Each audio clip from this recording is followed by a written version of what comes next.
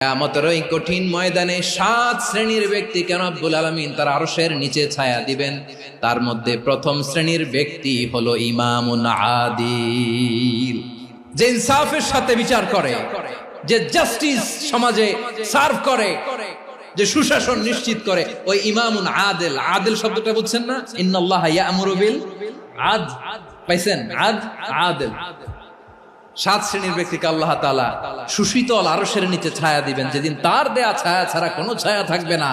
এর প্রথম হচ্ছে ইমামুন আদিল, ন্যায়পরায়ণ শাসক। চিল্লায় বলেন সুবহানাল্লাহ।